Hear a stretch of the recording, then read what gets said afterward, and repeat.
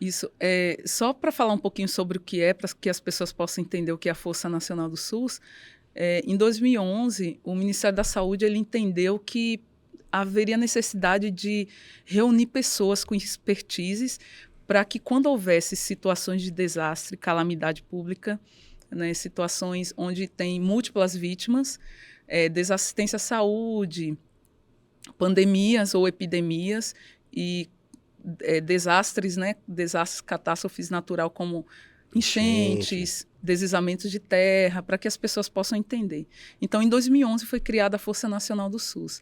O que é a Força do SUS? São profissionais voluntários, né, que estão cada um na sua região do Brasil, e quando tem uma situação que já foi citada, eles são acionados como voluntários. Então, eu fui emprestada, né, nesse período. Não comecei, as pessoas acham que foi na missão Yanomami, não. Eu comecei bem antes, então eu já estou indo para a minha 7ª missão na Força, né?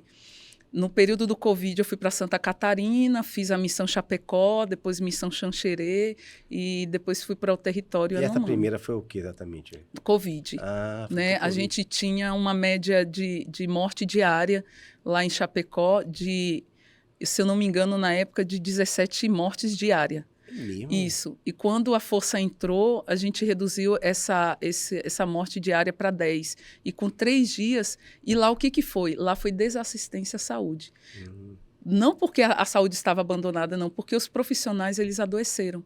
Então, quando nós adentramos na UPA de Chapecó, que foi transformada em UTI, nós encontramos vários pacientes lá que eram profissionais, enfermeiros, condutor de ambulância, técnicos, entubados. Caramba. Então, nós substituímos, porque a Força ela não substitui profissionais, ela vai como apoio.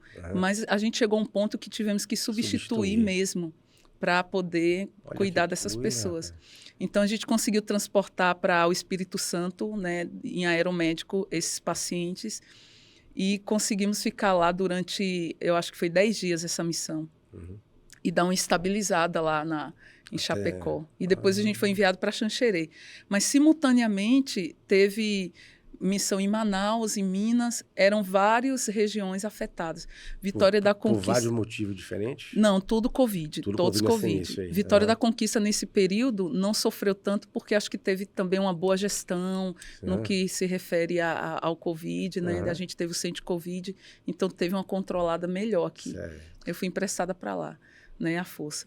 Então, a Força ela atua dessa forma. Essas pessoas elas são unidas em um só local e a gente vai como voluntário e atua durante esse período da missão.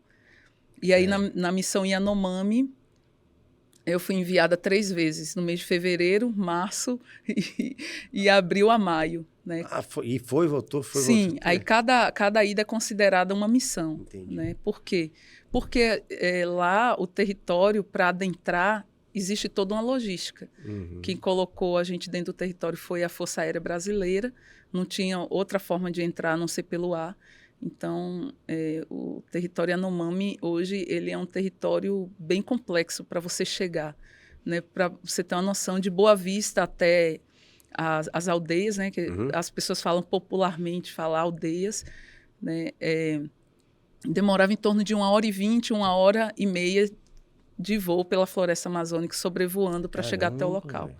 Né? Para você entender o contexto da história.